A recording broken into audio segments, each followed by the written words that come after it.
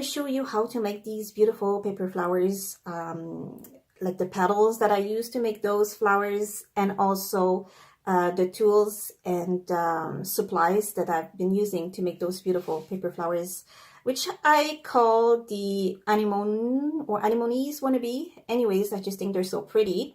And here I made this lovely arrangement in a beautiful teacup like this, that I added some floral foam inside the cup, and I just mounted the flowers on stems, and I just poked them in through the foam to create this beautiful, cute little wintry paper floral arrangement. Such a beautiful little decoration. Okay, so to make the anemones, I made a little list for you so it's easier to follow. Of course, some of the tools, and I use the templates P5 and P24 from my wonderful book, Bold and Beautiful Paper Flowers. At the back of the book, I have all the templates, and say hello to Lucy. I have all the templates to make those flowers. So it's here, the P5, and then the P24. Personally, I've become a little lazy with the cutting part with scissors. I don't own a Silhouette or a Cricut machine, so it's all by hands. But fortunately, I have a wonderful husband that found a way to cut hundreds of petals for me at a time. I just trace it, and he used a scroll saw, and he cuts my petals like that, so they're all smooth and even.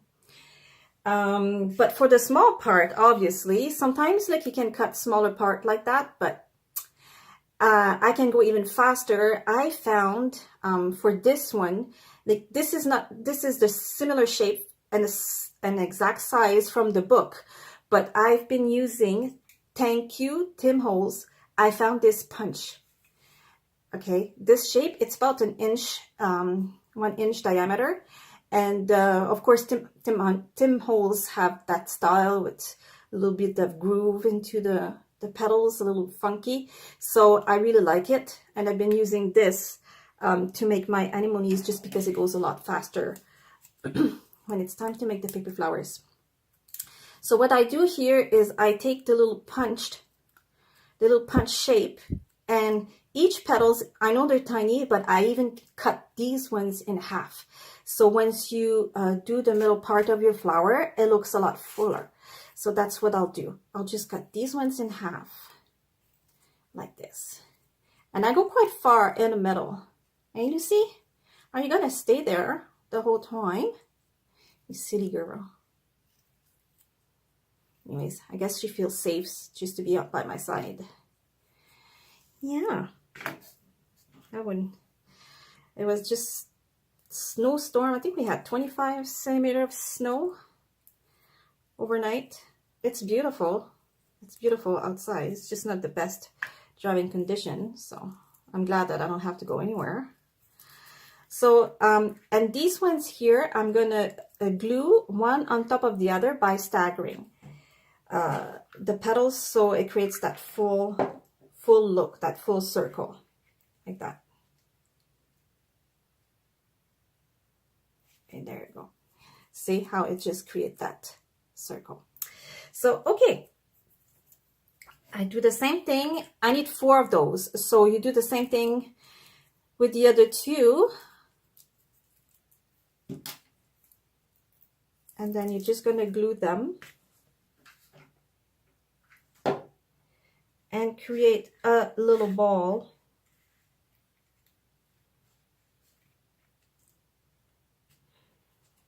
There you go. Okay. So that to create a little ball, I just squish it like this, and I pressed a little bit. So it will make the middle part looking fuller.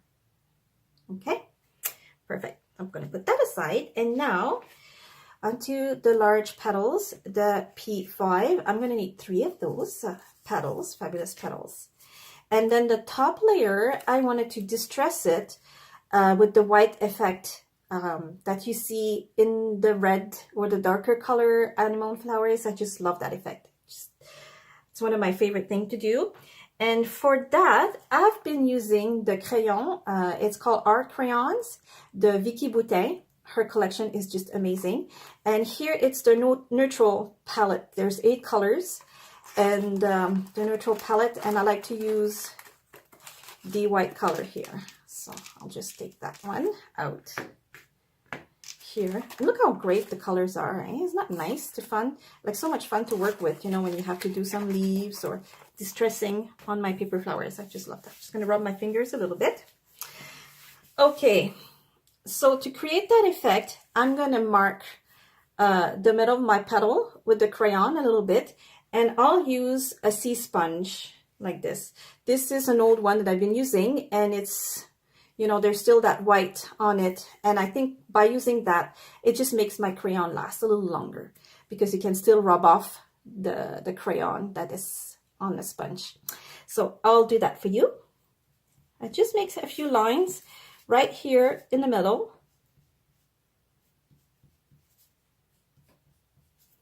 Like this. And then with the sponge, I'm just going to blend the white onto the petals. See? Just like that. And it makes that soft blended white effect in the middle on my paper flower. If you want it wider, you can add a little bit more crayon or not blend it as much, but I just like that soft blending effect. And then when that's done, I take all my petals, and of course I've been doing that for so long, so I'll just curl all of them together. And this curling technique is in the book as well. I have so many of my flowers that I make curling these petals one side up, one side down, like the gardenia, for example. And then when it's time to glue, I'm going to stagger the layers together. So that's what I'll do right now. Put it with the glue. And add the first layer. And then the third layer. A little bit of glue. And I'm going to stagger it. So it's in between the petals, just like this. Now it's time to assemble my little... Oops, sorry, just give me a second here.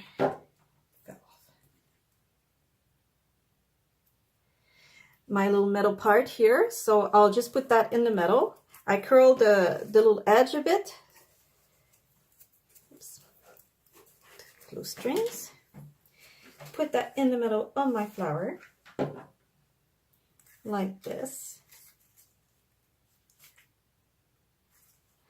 And now it's time to put my little ball. And there you go.